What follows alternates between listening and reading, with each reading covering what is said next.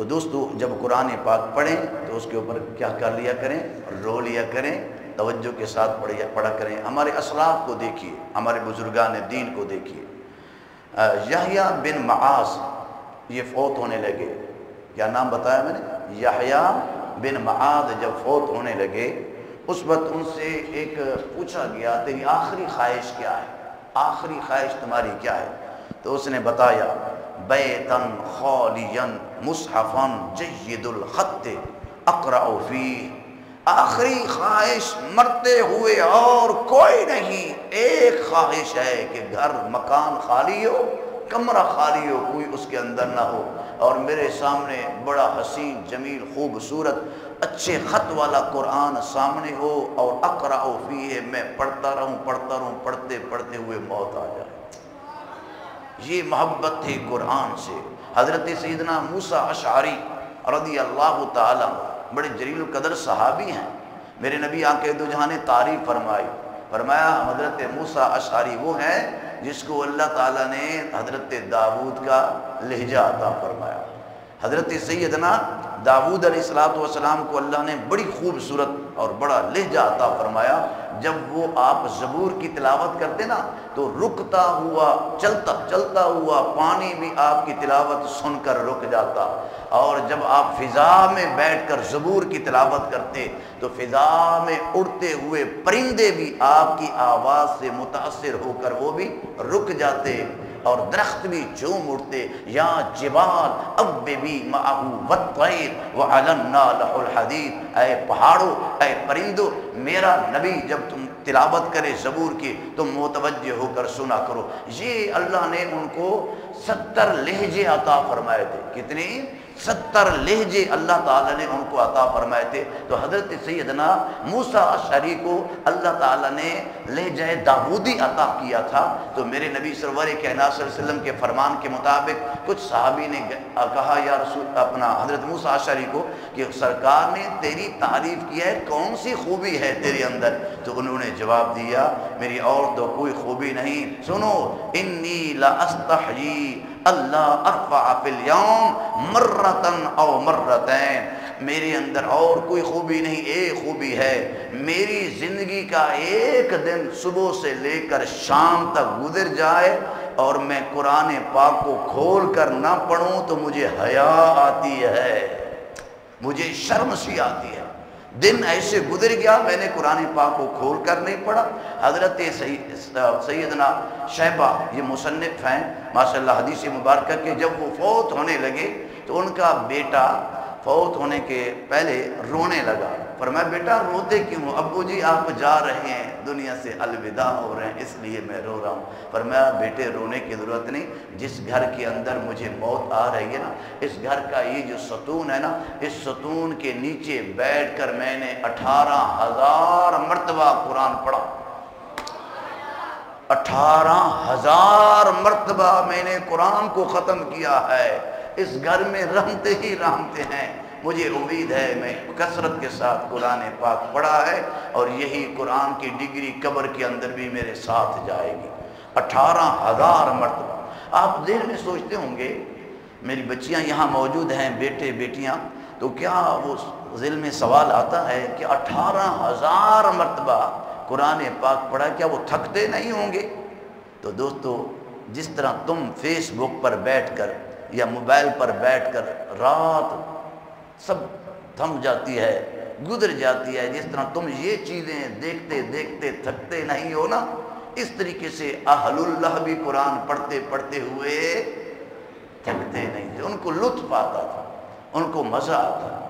میں ایک آپ کو حکایت سناؤں، ایک اللہ والے تھے، کسی کے ہاں گھر میں گئے، تشریف لے گئے، تو جب واپسی ہوئی اٹھنے لگے تو اس وقت گھر میں جو سربراہ تھا وہ پہلے ہی چلا گیا، تو ان کے کمرے کے اندر کچھ پیسے بکھرے ہوئے تھے، تو یہ شخص جب جانے لگے ان کو کسی نے الوداع نہ کیا تو انہیں قرآن پاک اٹھایا، قرآن پاک کے غلاف کے اندر ان کے پیسے اکٹھے کر کے، بڑی رقم تھی تو اس کے اندر رکھ دی۔ وہ سال کے بعد بزرگ آئے تو گھر والوں کو بڑی تشویش ہوئی کہ یہی مہمان آئے تھے، چلو ہم اس سے پوچھ لیتے ہیں۔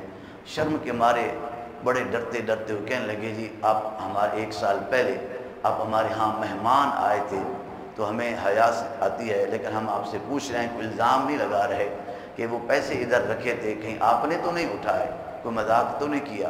وہ بزرگ رو پڑے، آنکھوں میں آنسو آ، حضور غلطی ہو گئی ہے، ہم آپ پر الزام لگایا۔ فرمایا نہیں، میں اس لیے نہیں رو رہا کہ تم نے مجھ پر الزام لگایا، میں اس لیے رو رہا ہوں، مجھے افسوس یہ ہے کہ تم نے سال بیت گیا ہے، تمہارے گھر میں قرآن رکھا ہے، 1 سال کے بعد بھی تم نے نہیں اٹھایا۔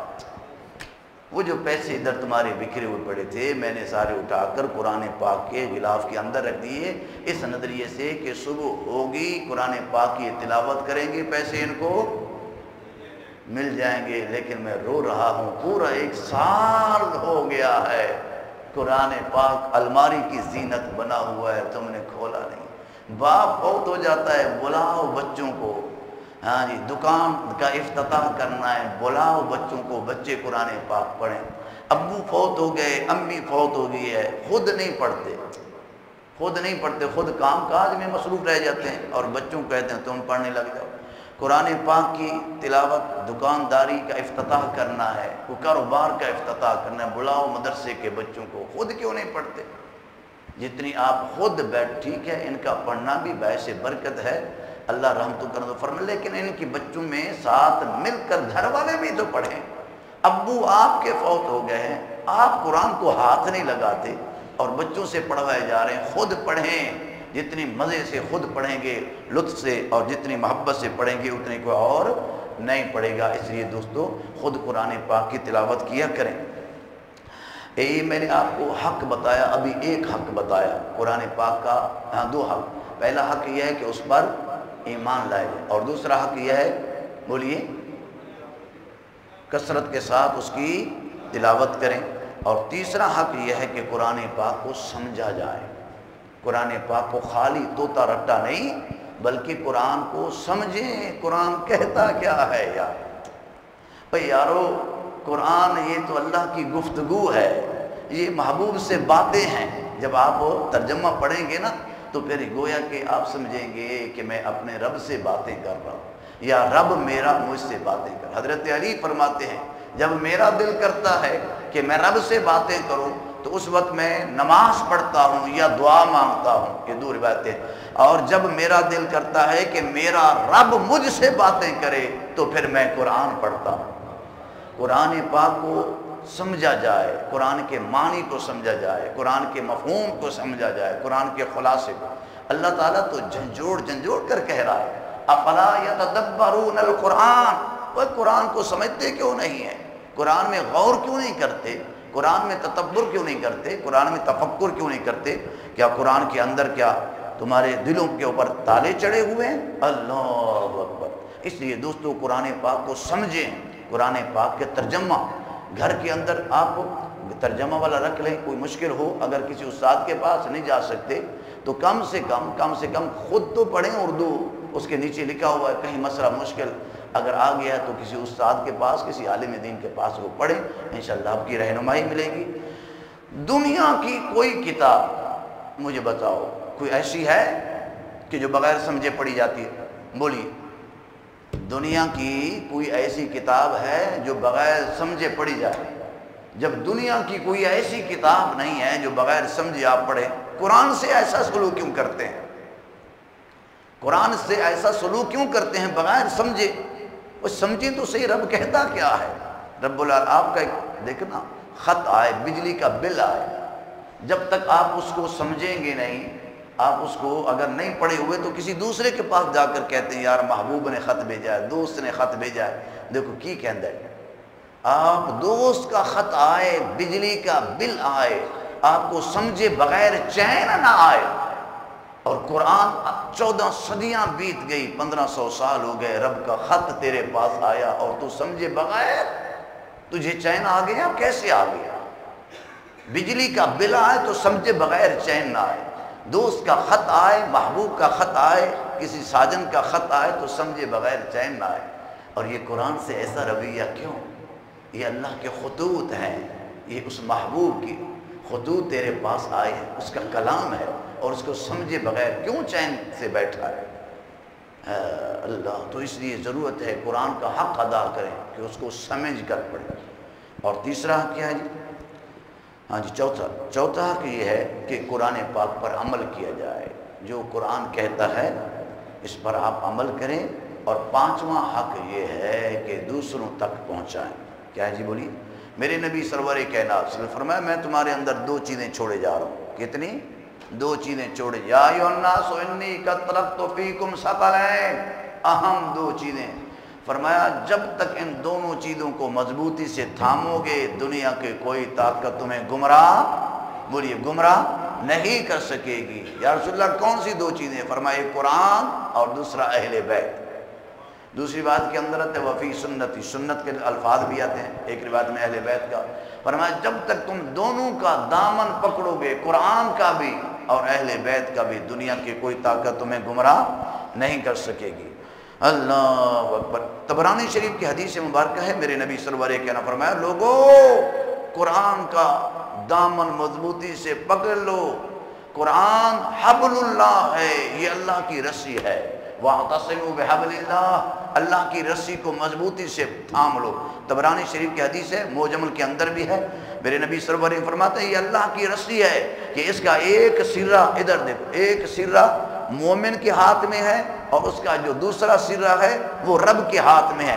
جب مومن بندہ اس رسی کا ایک سرہ مضبوطی سے تھامے گا اور دوسرا سرہ جو رب کے ہاتھ میں ہے، بھلا بتلاؤ کبھی گمراہ ہوگا؟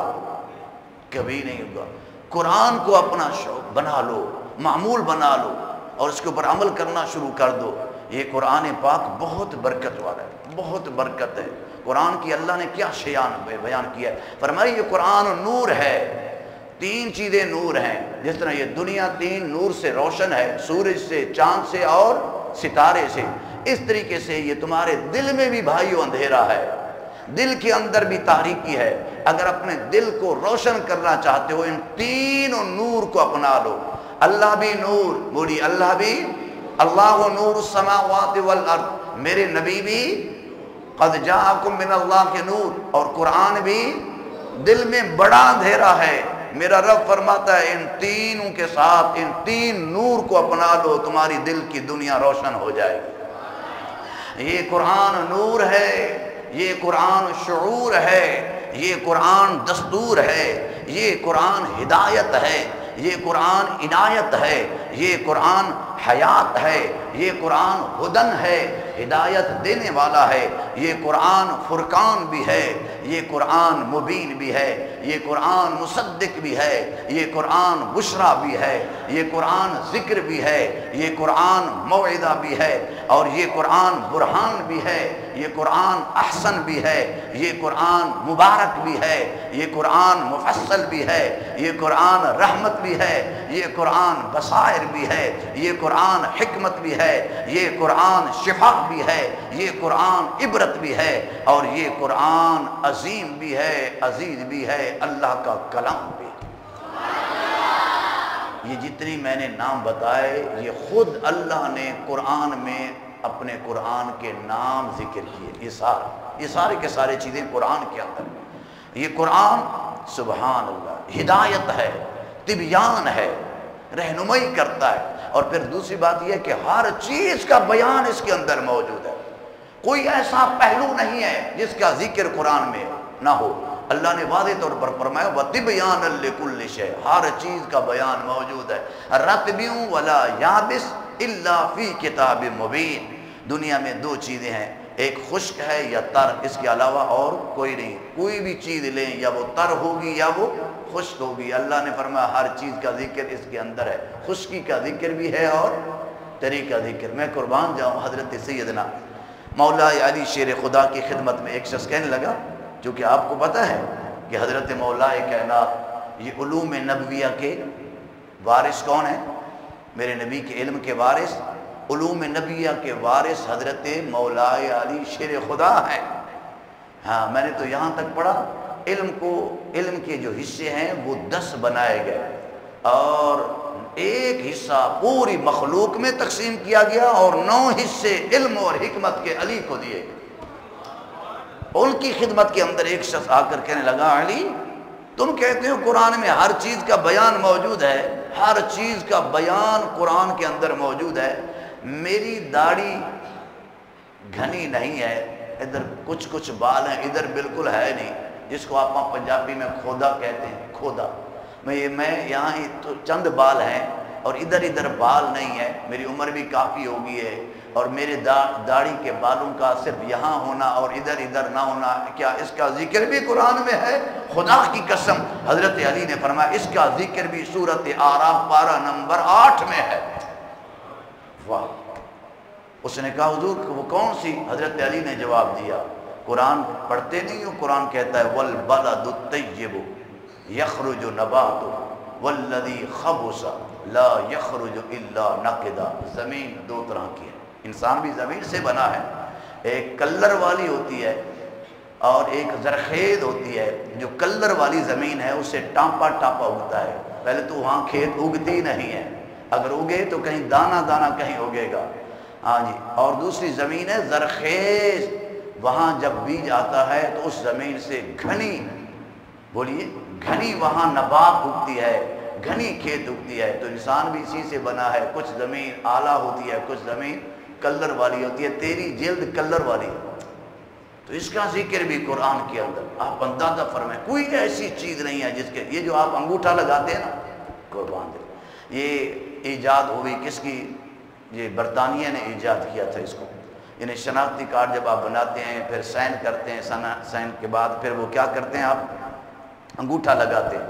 یہ میرے خیال ہے جرمنی نے یہ اس کو ایجاد کیا تھا یا انگلینڈ نے ایجاد کیا تھا، وہ اس لیے کیونکہ انہوں نے کہا کہ ایک آدمی کے انگوٹھے کے نشان یا انگلیوں کے نشان دوسرے سے ملتے نہیں ہیں، اس وجہ سے انہوں نے اس کا ایجاد کیا اور انگوٹھا لگوانا شروع کیا۔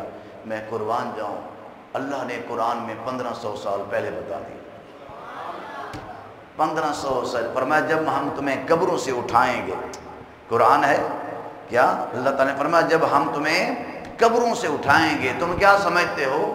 ہم نہیں اٹھا سکیں؟ بلا قادرین علی ان نسوی بنانا، تمہارا وجود تو دور کی بات ہے، تم قیامت کے دن جب اٹھو گے تمہارا انگ بھی سلامت ہوگا، اور جو تمہارے انگوٹھے کے اوپر جو لکیریں ہیں 1400 سال کے بعد بھی اگر اٹھے گئے تو تمہارے انگوٹھے کی لکیریں بھی محفوظ ہوں گی۔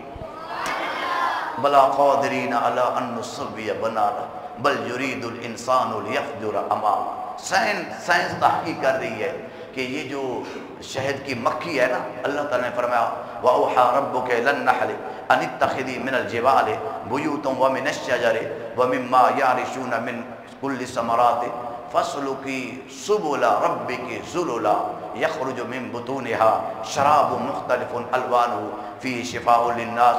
وہ جو ذکر جس قرآن پاک کے اندر آیا ہے شہد کا، کہ وہ کہتے ہیں مکھی ہے یا مکھا ہے، مادہ ہے یا نر ہے، خدا کی قسم قرآن نے کہا وہ مکھی نہیں، مادہ نہیں، بلکہ وہ مکھا ہے۔ سبحان، یعنی یہاں تک بھی اللہ نے قرآن میں بیان فرمایا، کوئی ایسی چیز نہیں ہے جس کا ذکر قرآن کے اندر نہ ہو۔ اس لیے اللہ تعالیٰ نے فرمایا آ جاؤ، کدھر بھٹک رہے ہو، کدھر جا رہے ہو ظلمت کی طرف، این تذہبون، کدھر جا رہے ہو، قرآن سے جڑ جاؤ۔ باری تعالیٰ فائدہ کیا ہوگا؟ فرمایا یہ قرآن لِيُخْرِجَ النَّاسَ مِنَ الظُّلُمَاتِ إِلَى النُّورِ، یہ قرآن تمہیں اندھیرے سے نکال کر روشنی کی طرف لے جاتا ہے۔ قرآن کی شان یہ ہے وَإِذَا تُلِيَتْ عَلَيْهِمْ آيَاتُهُ زَادَتْهُمْ إِيمَانًا، جب قرآن پڑھتا ہے یا کوئی عورت پڑھتی ہے، ادھر وہ قرآن کی تلاوت کرتے ہیں، ادھر ان کا ایمان بڑھتا جاتا ہے۔ ہاں، وَإِذَا تُلِيَتْ عَلَيْهِمْ آيَاتُهُ زَادَتْهُمْ إِيمَانًا۔ اللہ میرے نبی سرور کائنات صلی اللہ علیہ وسلم نے فرمایا ان ھذا القلوب، یہ جو دل ہے نا انسان کے، تصدع کما یصدع الحدید، جس طرح لوہے کے اوپر پانی چلا جائے نا تو لوہا زنگ آلودہ ہوتا ہے، اس طرح گناہوں کی وجہ سے انسان کا دل، بولیے، زنگ آلودہ ہوتا ہے۔ تو یا رسول اللہ اس کا کیا طریقہ ہے زنگ کو اتارنے کا؟ تو میرے نبی نے فرمایا فما جلاؤها کثرت ذکر الموت و کثرت تلاوت القرآن، موت کو کثرت سے یاد کرو اور قرآن پاک کی کثرت سے تلاوت کرو، ان دونوں کی برکت سے تمہارے دلوں کا زنگ